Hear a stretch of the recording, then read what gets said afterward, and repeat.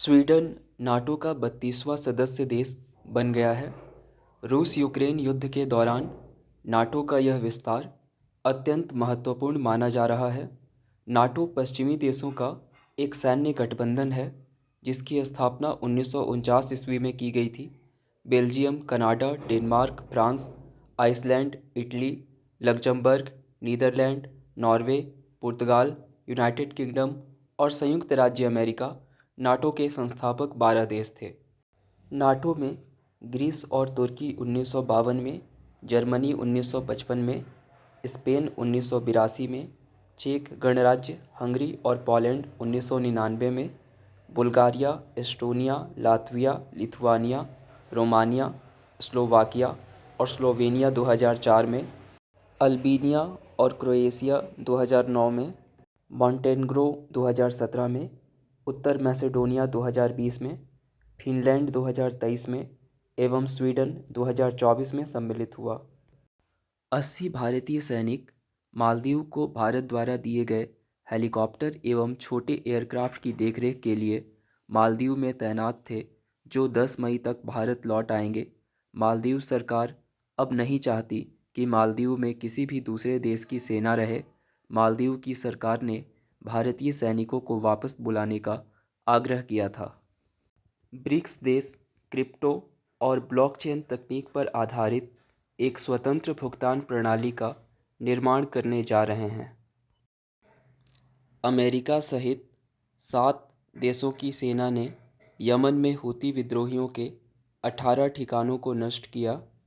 इनमें भूमिगत हथियार और मिसाइल भंडारण सुविधाएं, वायु रक्षा प्रणाली, रडार और हेलीकॉप्टर शामिल थे। एलन मस्क ने अमेरिका की सरकार पर आरोप लगाते हुए लिखा है कि यह प्रशासन मतदाताओं को आयात कर रहा है और अप्रमाणित अवैध आप्रवासियों की वजह से राष्ट्रीय सुरक्षा के लिए खतरा पैदा कर रहा है। भविष्य में 9/11 से भी बदतर कुछ होने की संभावना है। इसके लिए आधार तैयार किया जा रहा है, बस यह समय बताएगा कि यह कब होगा। गूगल ने अपने कृत्रिम बुद्धिमत्ता प्लेटफॉर्म जेमिनी द्वारा प्रधानमंत्री नरेंद्र मोदी पर की गई निराधार टिप्पणी के लिए भारत सरकार से औपचारिक रूप से माफ़ी मांगी है, साथ ही अपने प्लेटफॉर्म को अविश्वसनीय बताया है।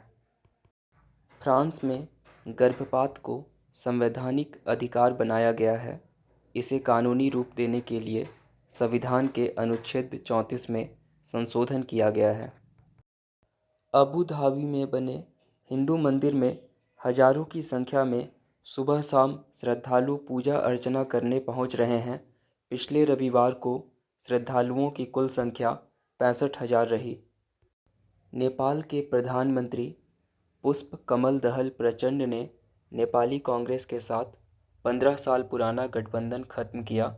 इसके बाद मंत्रिमंडल विस्तार में 3 मंत्रियों ने शपथ ली। यूएमएल के साथ नया गठबंधन बनाया गया है। नाइजीरिया में स्कूल से आतंकवादियों ने 300 बच्चों का अपहरण कर लिया है। राष्ट्रपति ने बच्चों को बचाने के लिए सेना भेजी है। चुनाव आयुक्त अरुण गोयल ने लोकसभा चुनाव से ठीक पहले अपने पद से त्यागपत्र दे दिया है। राष्ट्रपति ने उनका त्यागपत्र मंजूर भी कर लिया है। 3 सदस्यों वाले निर्वाचन आयोग में अब केवल मुख्य निर्वाचन आयुक्त राजीव कुमार बच गए हैं। इसरो 2028 से पहले चंद्रयान-4 मिशन लॉन्च करने वाला है, जिसमें चांद की मिट्टी और चट्टानों के नमूनों को पृथ्वी पर अध्ययन के लिए लेकर आया जाएगा। यह मिशन यदि सफल रहा तो भारत चांद से सैंपल लेकर पृथ्वी पर आने वाला चौथा देश बन जाएगा। अभी तक मात्र अमेरिका, रूस और चीन ऐसा कर सके हैं। इन्फोसिस फाउंडेशन की पूर्व अध्यक्ष सुधा मूर्ति को राष्ट्रपति श्रीमती द्रौपदी मुर्मू ने राज्यसभा का सदस्य मनोनीत किया है। उन्हें साहित्य अकादमी बाल साहित्य पुरस्कार, पद्मश्री एवं पद्म भूषण से सम्मानित किया जा चुका है। वह टेल्को के साथ काम करने वाली प्रथम महिला इंजीनियर है।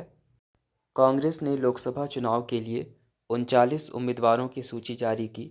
राहुल गांधी केरल के वायनाड से चुनाव लड़ेंगे।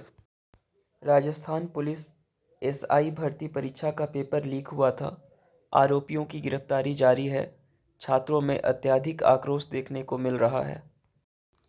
एसबीआई ने इलेक्टोरल बॉन्ड को लेकर जानकारी देने के लिए 30 जून तक का समय मांगा है।